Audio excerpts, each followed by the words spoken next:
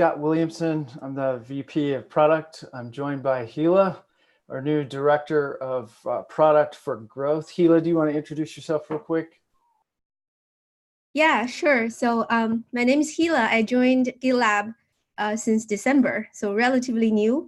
My background is in analytics, product management, and growth. So before GitLab, I was at a company, Acorns.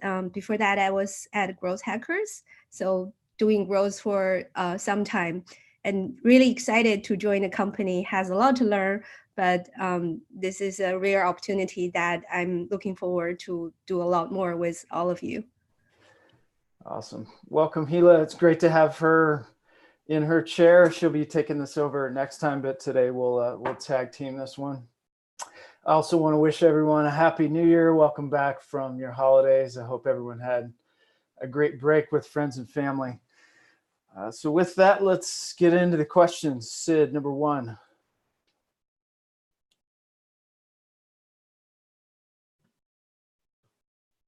Sorry, this is better. The current definition of AMAL talks about it being a basis for SMAO, but I think it's much more than that. I think it's also going to be used to measure the success of any functionality in GitLab.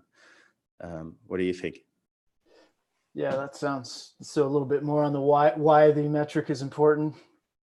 Yeah, if it's only important to measure SMAO, we wouldn't have any AMAL. We just call it SMAO. We'd pick the most popular action and be done with it. I think we need to learn as a product and organization as a whole, like shipping a feature doesn't mean anything unless people use it and enjoy using it and they are retained.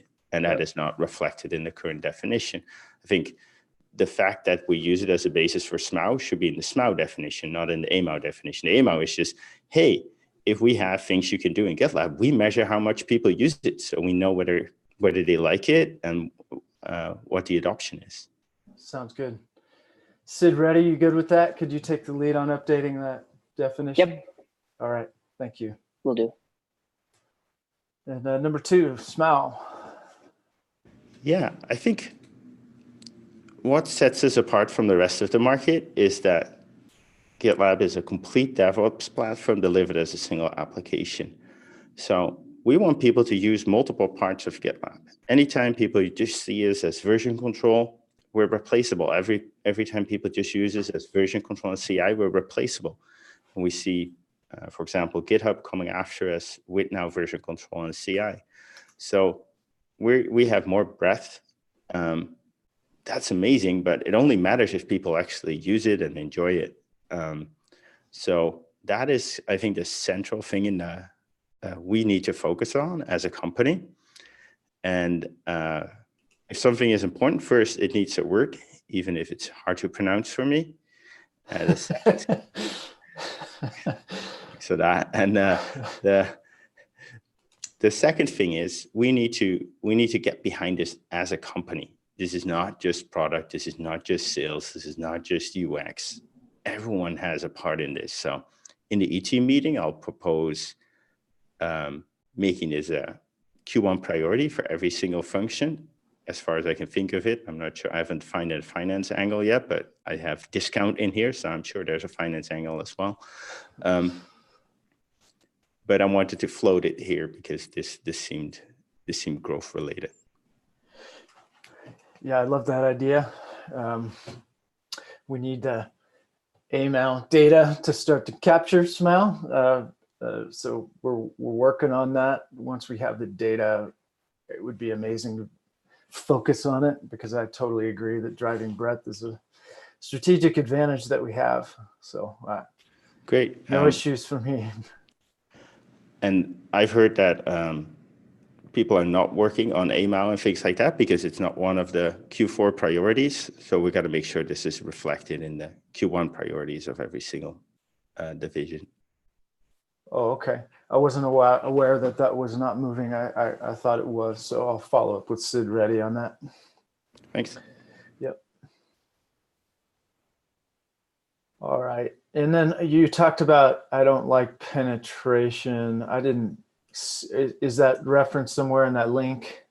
No, it's more like what word do we use for SMAO per user? So I've considered a couple, but like feature breadth per user. well, smile per user would be simpler. But we need a word for it because we're going to talk about it a lot, and everyone needs to understand what it means. Okay. There needs to be a single word. I've looked at the dictionary and everything else, but I'm open to ideas. But for now, breadth seems. I see. So as we talk about expanding smile per user, some verb about what that means, or just a verb just a verb for smile per user. What do we call smile per user? Because smile per user is too much, so people won't say it fully. Okay. What about something like feature spread? Spread would work as well. Yeah. And I have a question. So do typically the same user within your organization, they are the one using multiple features, or actually different type of users within an organization use different features? I think we just like take the total amount of users in the organization, take the total amount of smile, and just divide those two. So, but maybe you can elaborate a bit because maybe I'm overlooking something. Yeah, I'm just trying to understand.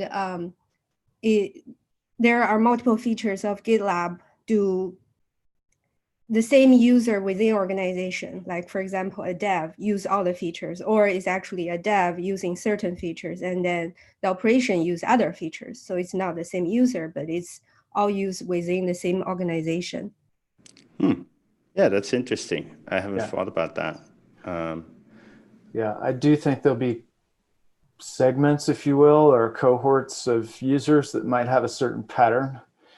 And once we start to measure AMAL better or SMAL, we'll probably get a better handle on that. But for now, just measuring it all is useful. After that, we might get smarter about what to expect from a given customer type.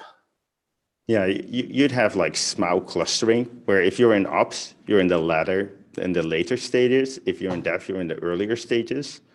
But I think for now, that's too complicated. I think for now, we can just say, hey, we first want to measure it. Step one, we're not doing that yet. Let's do that. We've been trying to do that for a year. Step two, let's increase it. And then we're never going to get, maybe we won't get to 10. But anything up is better. And you could make all kinds of contrived arguments that the ops people also should be filing issues and that the devs should be looking at monitoring and defending it. But that feels a bit contrived. The goal is not to get to 10. The goal is to get to a lot more. But yeah, there's the potential downside is that we don't invite kind of UXers onto the platform because it destroys our SMAL ratings. So there's something to be said for organizational SMAL, but I'll think about that. Yeah. All right, Christopher. Yeah, I think my question mostly got answered in there, which is no surprise. Whenever I see KPI, I always like to see targets. So it was just asking if the direct sign up had a target associated with it. And obviously, if we created 3 weeks ago, we probably haven't thought about that.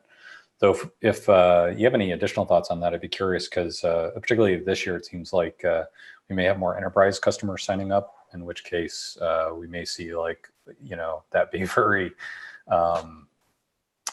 noisy, let's put it that way. As far as it goes, but I don't know if people have that thought or if they think that's going to be more consistent.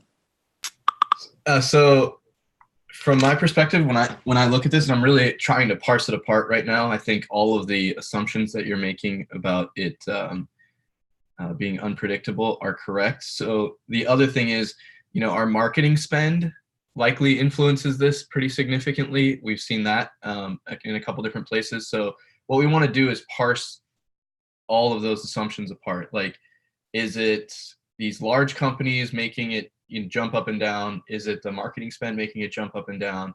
And then kind of establish a trend line that we can predict based off of that.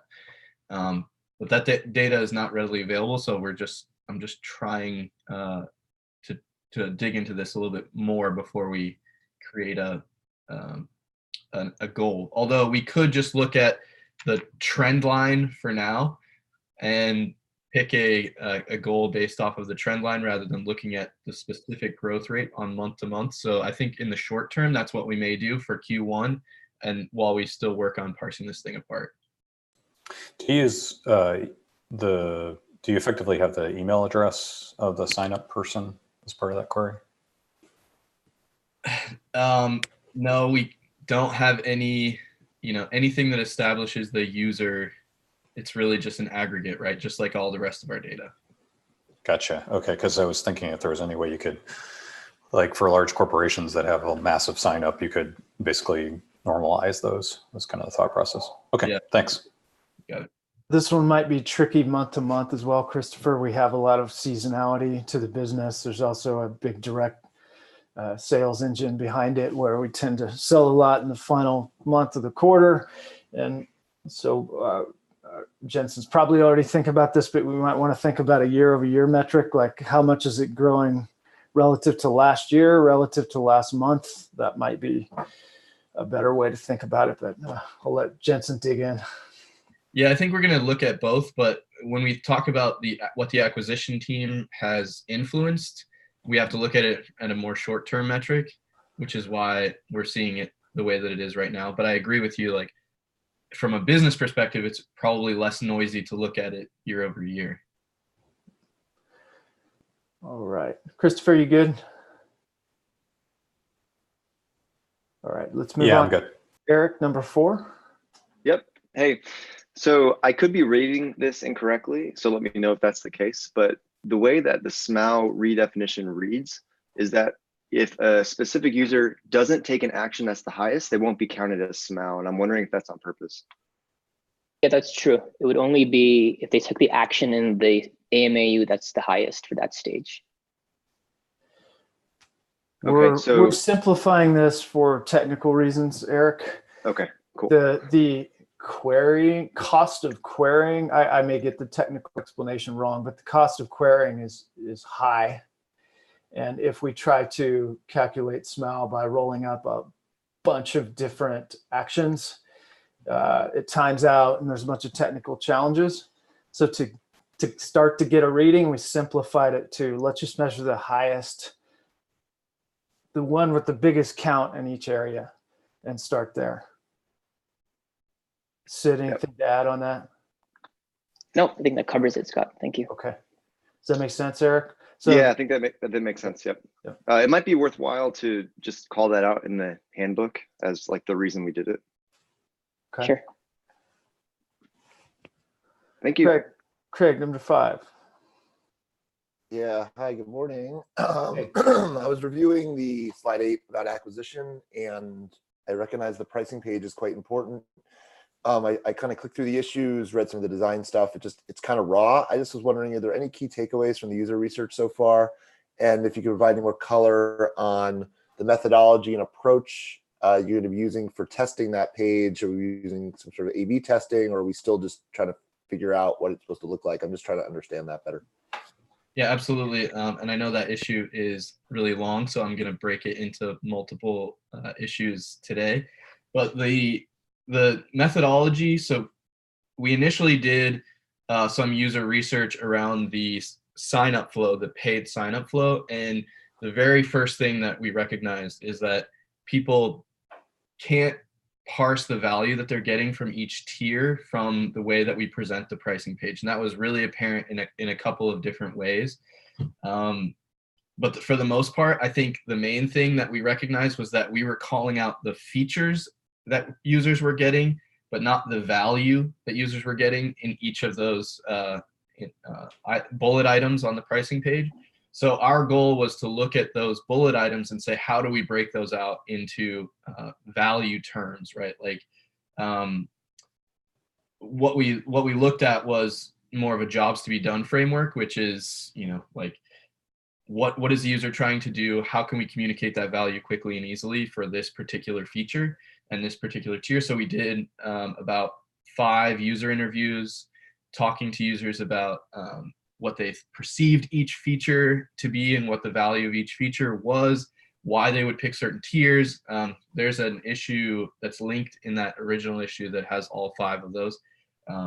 Each one's about 30 minutes, so I'll try to be short. But the main thing is that those users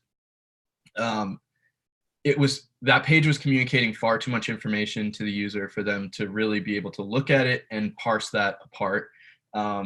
And the bullet points didn't communicate any sort of value to the user other than just simply them guessing. So what we did was we took a stab at a design that aligns with marketing's value framework, where it separates the value propositions of each tier into the items that marketing recognize, like speeding up their deployment process, security, and things like that. And so that the new design actually has the user select what they're interested in looking at, and we present them information based off of their selection. And that way we can communicate quickly and concisely depending on who the user is, who the buyer persona is, and what they're interested in. And then it gives us some other opportunity to educate later on about self-hosted versus SaaS, because that was hidden on the pricing page. Also, people didn't see that. So it's kind of correcting a bunch of different mistakes there. But the methodology for testing is we came up with this design. It was a kind of a heavy lift design-wise because it had to be really communicate a lot of information. So we're going to do 5 to 10 more user interviews and then internal feedback on that design. And then we'll after that, we will put it up for a test that probably about 10% of traffic to that page and measure the results from there. That's what we were thinking. Do you have additional insight into what are the bottlenecks in the buy process in terms of where they're getting stuck to fix those things as well, besides obviously the kind of the broader value prop change? Yeah, so I think that's a much bigger conversation. I can talk from the top of the funnel, because as you get further down the funnel, there's much more information we can communicate there. But top of the funnel, especially on that pricing page, the people get stuck because all of those links to features link to documentation, and that has just a ridiculous amount of information to communicate from a marketing website. And so, people kind of click in and then just go, wow, this is overwhelming, and either leave or take a guess or sign up for free, right? And so that was kind of one of the first bottlenecks. Second, I would say, is just that that page is so overwhelming that for the most part, people just click on sign up for a free trial, and then they get stuck in that process. And I think from the top of the funnel, that's for the most part where we see users getting stopped up. Cool, thanks. Just very interested in seeing how we can push our SMB business through this work, so thanks. Absolutely, yeah. Also important to note, we're going to be working with a third party on a pretty detailed pricing analysis this quarter. Jensen's going to be involved with that, so we'll combine what Jensen's learning through this plus what the consultancy helps us learn about pricing. We're also making an offer on a dedicated pricing person here, hopefully today. So definitely put some energy around pricing. It takes a lot of homework to get right. Sid, number 6. Yeah, slide 9 talks about an internal user. Does that mean team member or something else? A bit confused. Slide 9. And I quoted the sentence. Is Sam out there? Let's see. Yeah, so internal user was just a reference to allowing internal employees more access to control active trials. Yeah, so we use team members for that. We don't call them employees. Some of our people are contractors, so we don't use employees. And using internal is a bit confusing because we have internal projects as well. So internal tends to refer to that. So we use team members to refer to people who work at GitLab Inc. Good to know. I'll make that adjustment. Work at GitLab Inc. or one of its subsidiaries or our contractor too. But anyway, who are on our team page, who are team members. Will do.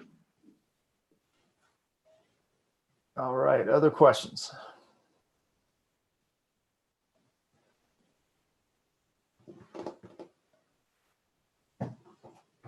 I just want to remark that I saw like there's a lot of stuff going on. There seems to be an acceleration in what we're working on. I don't think we're hitting that point yet where it's all getting out the door, but it feels like we're on the cusp of making a lot of improvement. How do you feel about it, Scott? I feel the same way. Yeah, this team really spun up in September. You know, most of the team members were brand new as of that point, and so it's taken a quarter to get everyone going and get the work in the funnel. But yeah, I think the team has identified important things to work on. Some of it shipped, a lot more is coming soon. So I'm really excited about what this team's working on. Cool. I'm excited too. Yeah. All right. Thanks you all. Welcome back. Have a great 2020.